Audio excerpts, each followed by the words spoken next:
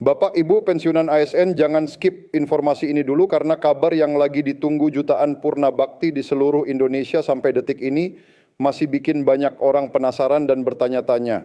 Banyak yang nanya rapel gaji pensiunan 2026 itu jadi cair atau enggak sih? Ada juga yang sudah mulai deg-degan nunggu kalau cair masuk rekeningnya kapan. Bahkan tidak sedikit yang mulai ngomel-ngomel ke Taspen karena ngerasa prosesnya kelamaan banget. Nah di titik inilah Bapak Ibu harus ekstra hati-hati. Jangan sampai karena terlalu berharap, akhirnya malah percaya informasi yang sumbernya ngawang dan belum jelas. Jangan sampai juga karena kepingin cepat cair, malah menyerahkan data pribadi ke orang yang ngaku-ngaku bisa bantu mempercepat pencairan. Karena hari ini kita bahas semuanya secara pelan-pelan, jelas dan gampang dipahami supaya Bapak Ibu tidak bingung lagi menjelang tanggal 20 Mei 2026. Assalamualaikum warahmatullahi wabarakatuh. Bapak Ibu pensiunan ASN yang kami hormati, para purna bakti di seluruh Indonesia.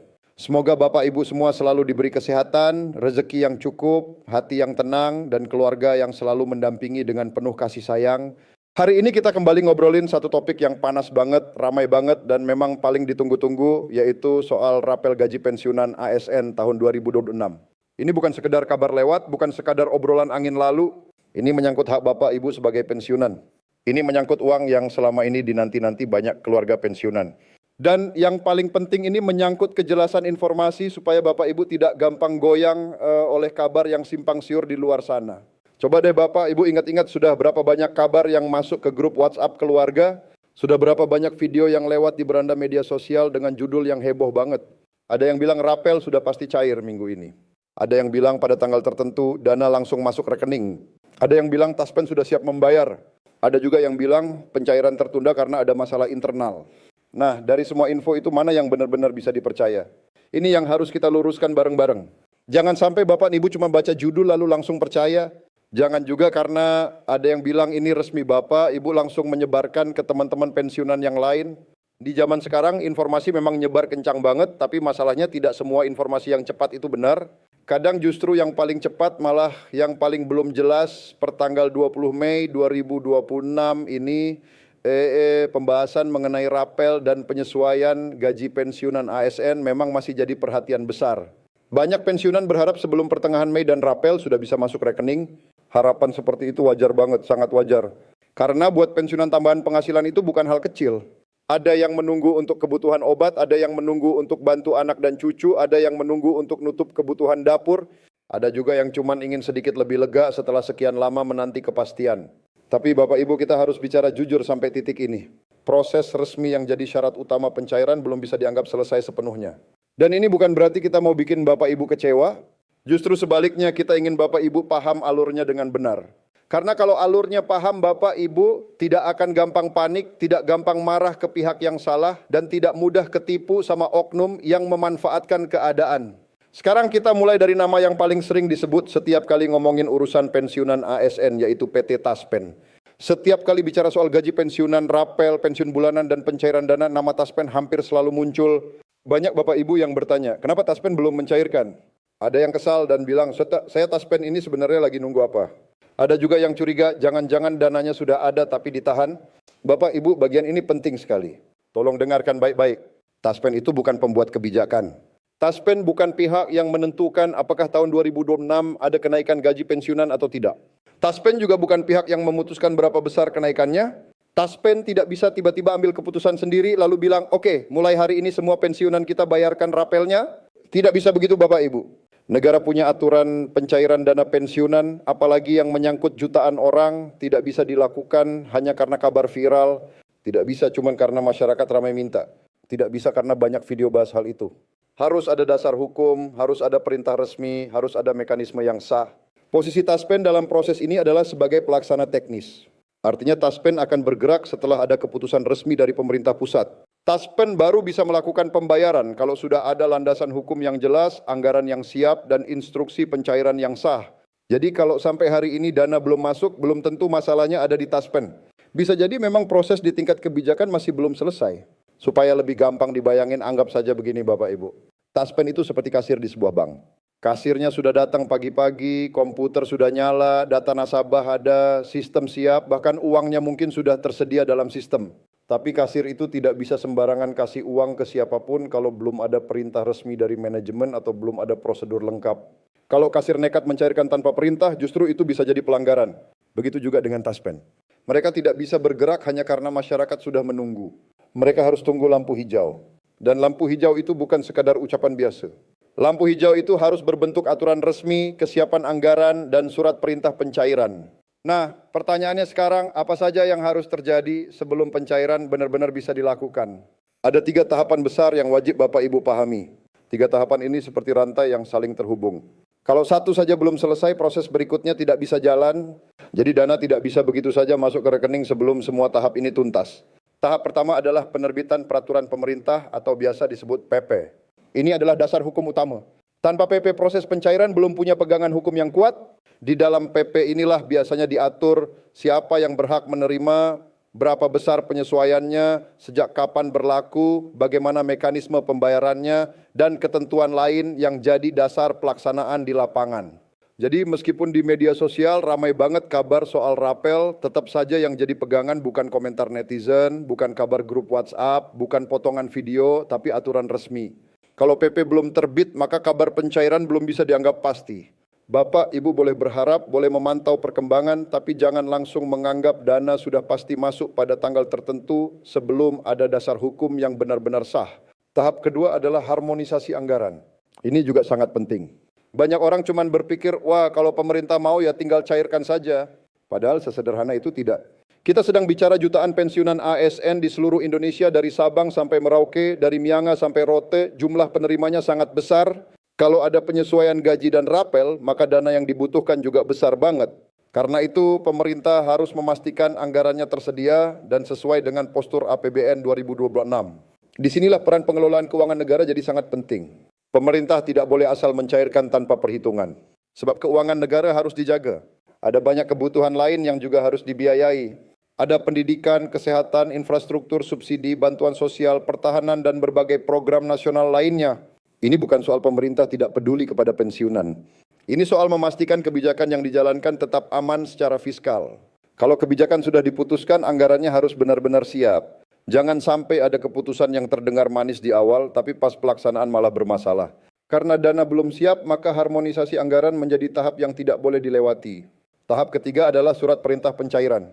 Setelah PP resmi ada dan anggaran sudah dipastikan siap, barulah pemerintah dapat memberi instruksi resmi kepada Taspen untuk menyalurkan dana.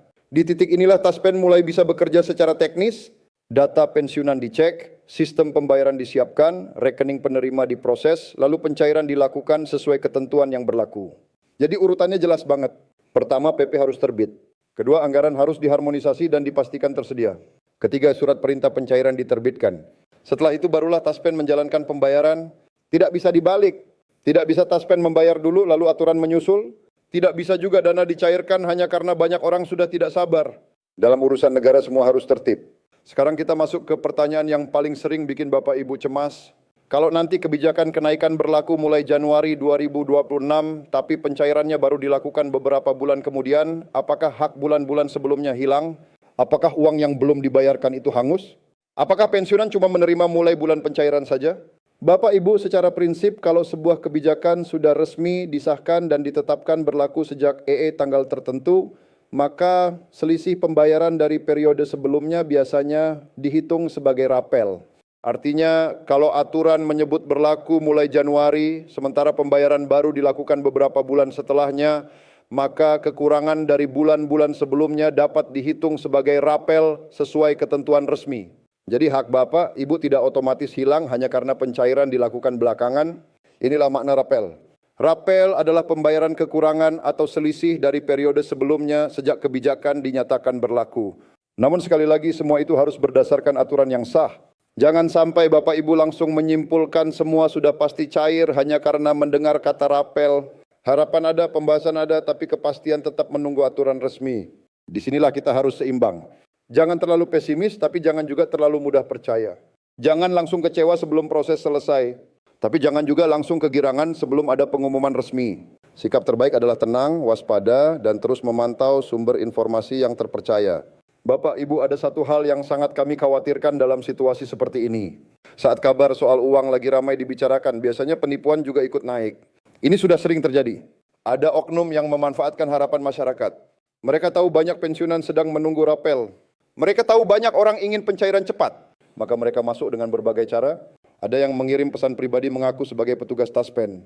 Ada yang mengaku sebagai perwakilan pemerintah. Ada yang bilang, Bapak dan Ibu, rapel sudah bisa diproses. Silakan kirim data. Ada juga yang minta foto KTP, nomor rekening, nomor kartu, bahkan kode OTP. Kadang mereka bikin pesan yang kelihatan rapi, pakai logo, pakai bahasa resmi supaya korban percaya. Bapak Ibu tolong hati-hati. Ini sangat berbahaya. Jangan pernah kasih kode OTP kepada siapapun. Jangan kirim foto KTP sembarangan. Jangan kasih data rekening ke orang yang tidak jelas. Jangan klik link yang mencurigakan. Jangan percaya kepada orang yang menawarkan bantuan mempercepat pencairan dengan imbalan uang atau data pribadi. Pencairan resmi tidak dilakukan lewat pesan pribadi yang asal-usulnya tidak jelas. Kalau memang ada pencairan resmi, informasinya akan mengikuti jalur resmi, bukan lewat nomor asing yang tiba-tiba menghubungi Bapak, Ibu. Bukan lewat pesan yang memaksa Bapak, Ibu segera isi data. Bukan lewat orang yang menjanjikan kalau mau cepat cair harus bayar biaya administrasi dulu. Itu penipuan. Sekali lagi itu penipuan.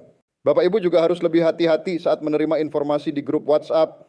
Kadang yang menyebarkan bukan penipu, mungkin cuma teman tetangga atau keluarga yang ikut percaya. Tapi kalau informasinya belum jelas, sumbernya jangan langsung diteruskan. Cek dulu apakah ada pengumuman resmi, apakah ada aturan yang sudah terbit, apakah ada pernyataan dari instansi terkait. Kalau belum ada, lebih baik jangan disebarkan dulu. Karena menyebarkan informasi yang belum pasti bisa bikin banyak orang panik, bisa bikin pensiunan lain berharap terlalu tinggi, bisa bikin orang kecewa, bahkan bisa membuka peluang penipuan. Maka mulai sekarang mari kita biasakan lebih teliti. Tidak semua kabar yang terdengar menyenangkan itu benar. Tidak semua judul yang pakai kata resmi benar-benar resmi. Selain kabar soal rapel dan kenaikan gaji pensiunan, ada juga informasi lain dari pemerintah yang lagi ramai dibicarakan.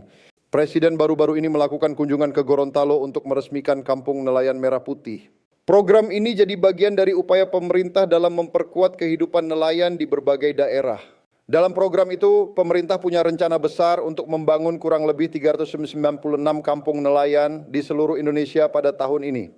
Lalu tahun depan direncanakan ada tambahan 1.000 kampung nelayan lagi.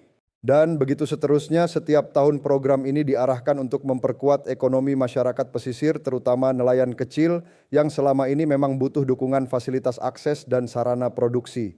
Fasilitas yang disiapkan dalam program kampung nelayan ini bukan cuma bangunan simbolis doang. Ada pabrik es, gudang pendingin, tempat pengolahan ikan sampai docking kapal. Semua fasilitas ini penting karena selama ini banyak nelayan kecil menghadapi masalah yang sama. Ikan sudah ditangkap tapi tempat penyimpanan kurang memadai. Harga turun karena kualitas tidak terjaga. Kapal rusak tapi fasilitas perbaikan jauh. Dengan adanya fasilitas yang lebih dekat dan tertata, diharapkan nelayan bisa kerja lebih baik dan hasilnya lebih menguntungkan. Pemerintah juga berencana membangun 1.000 kapal ikan baru yang nantinya dibagikan melalui mekanisme koperasi. Setiap koperasi yang beranggotakan sekitar 30 nelayan akan mendapatkan kapal sesuai kebutuhan mulai dari kapal kecil, kapal menengah, sampai kapal besar. Ini masuk dalam visi ekonomi biru atau Blue Ocean Economy, yaitu cara memanfaatkan potensi laut Indonesia secara lebih besar, lebih produktif, dan lebih berkelanjutan.